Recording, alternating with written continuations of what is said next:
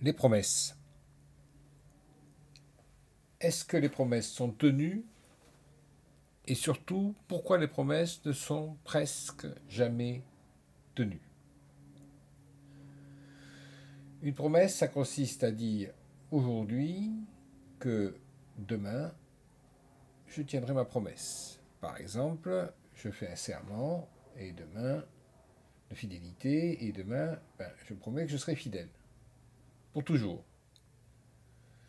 Je m'engage, par exemple, à faire quelque chose, et demain, je m'engage à respecter ma promesse.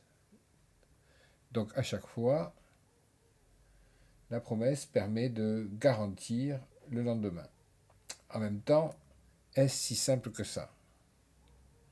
Entre aujourd'hui et demain, que peut-il se passer?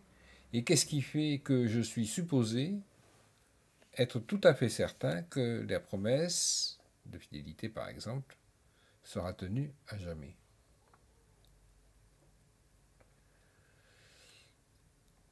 Ce que je peux dire, c'est que elle sera tenue peut-être. Il est possible que ma fidélité, que mon engagement soit effectif demain. C'est un peut-être.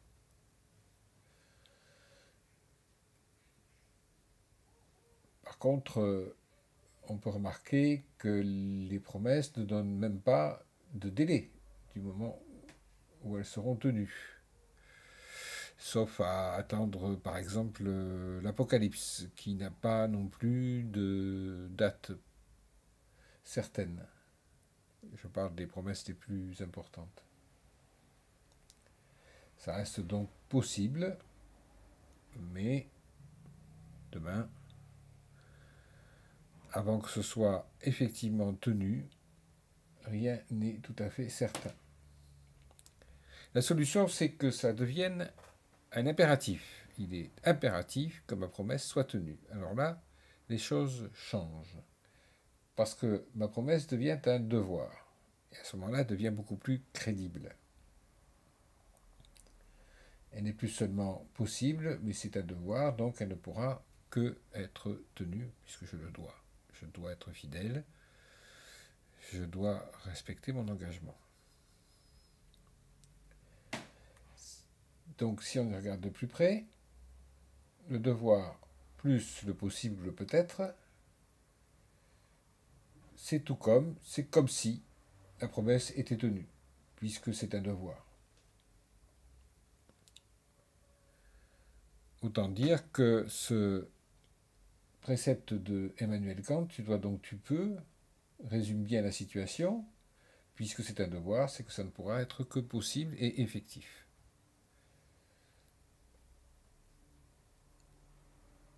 Ce devoir devient un pouvoir certain.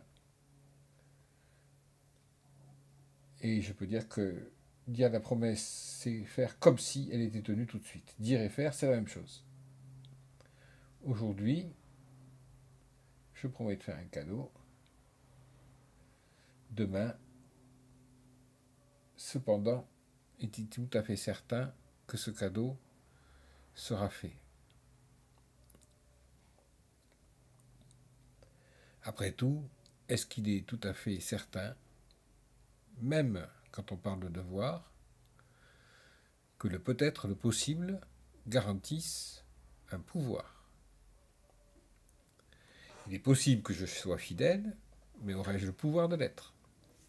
Il est possible que je m'engage, mais aurais-je le pouvoir de m'engager? Après tout, tout peut arriver.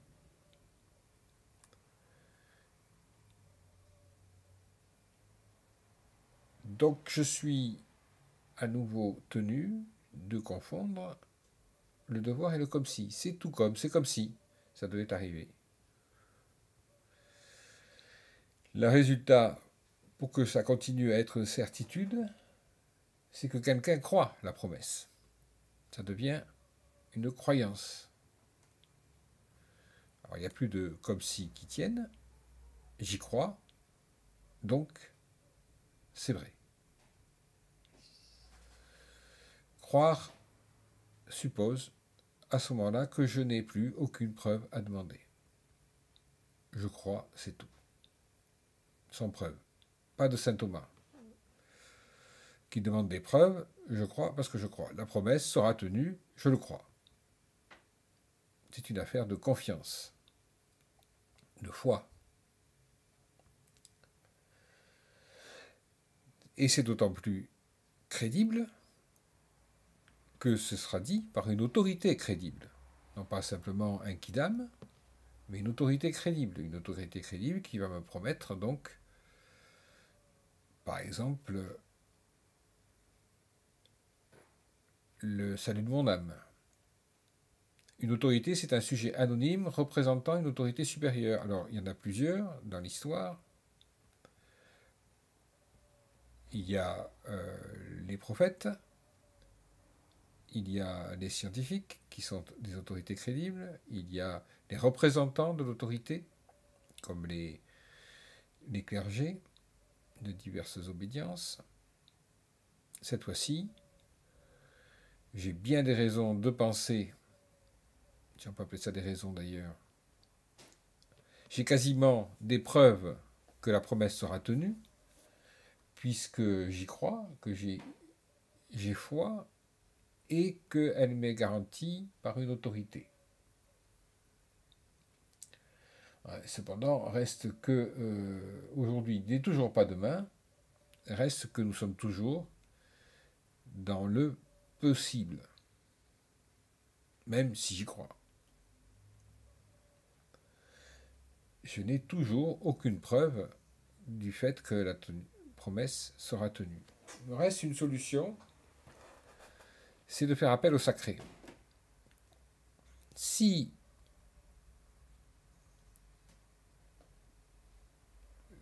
le sacré, en quelque sorte, apporte des preuves de la promesse, et il prend plusieurs aspects. Il sort du temps ordinaire, donc du temps dans lequel il faut attendre demain. Le sacré, il est hors du temps. Et c'est même sa première définition. Donc à partir du moment où je sors du temps, la question de la promesse et du lendemain de la promesse ne se pose plus. De la même manière. La question de tenir la promesse ne se pose plus.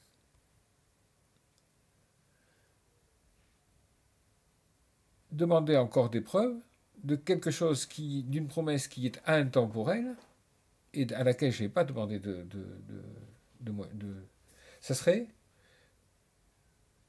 prendre le risque du sacrilège, du blasphème ou de l'idolâtrie. C'est sacré, la promesse est sacrée, elle est dite par quelque chose de sacré, donc elle est nécessairement vraie sans que j'ai plus à attendre de lendemain. Le lendemain, je n'ai plus à le réclamer en quelque sorte. Et même le sacré n'hésite pas à nous montrer des preuves effectives qu'il existe des endroits sans temps, donc sans lendemain, et pourtant réels et vrais, auxquels il faut croire. Ce sont les lieux sacrés. Dans ces lieux sacrés, on voit la promesse tenue. Liberté, égalité, fraternité, ou Apocalypse, ou des âmes sauvées, la question est toujours la même. Je vois concrètement la promesse tenue, puisque c'est écrit dans un lieu de manière sacrée.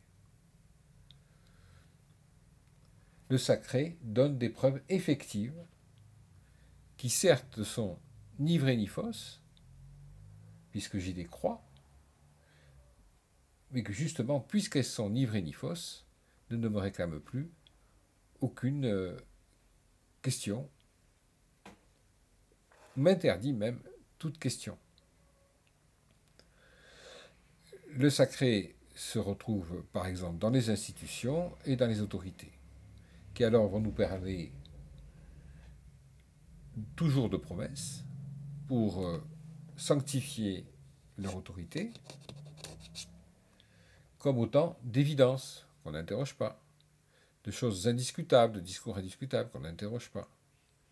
On parlera aussi de tradition, on parlera d'une opinion toujours vraie, et évidente.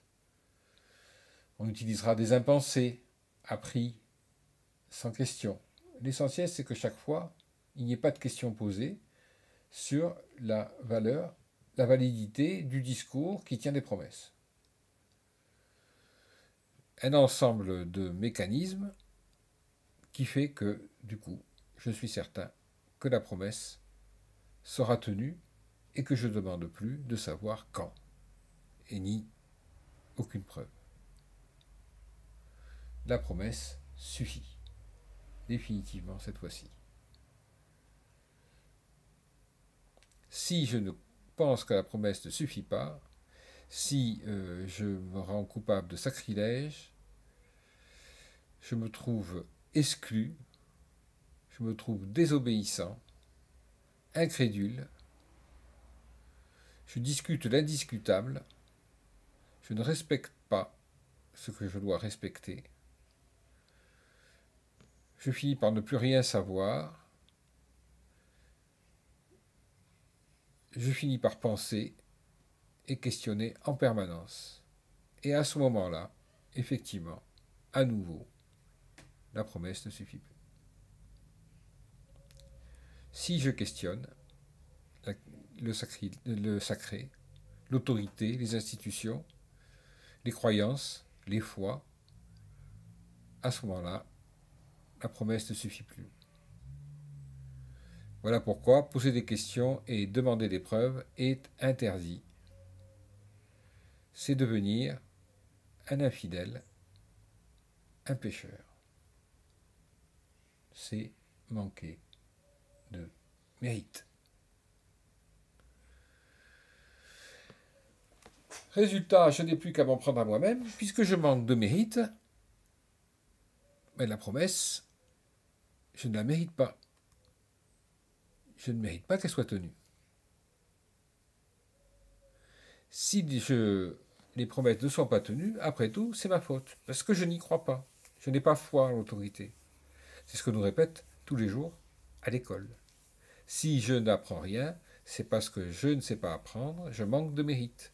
Mais la promesse, elle est donnée par l'institution et l'autorité, du maître par exemple, et elle ne se discute pas.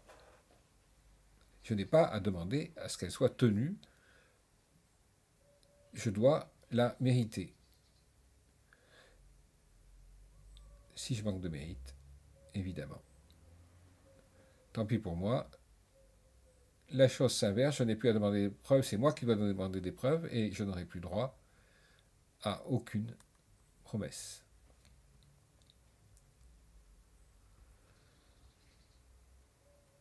Donc, si les promesses ne sont jamais tenues, c'est parce que nous ne pourrons jamais les mériter. Voilà la grande explication du fait que les promesses ne sont pas tenues et n'ont pas à être tenues. Un certain nombre de conditions font qu'elles sont crédibles. Si ces conditions, je les remets en question, je les interroge, alors je manque de mérite et je ne peux pas mériter ces promesses.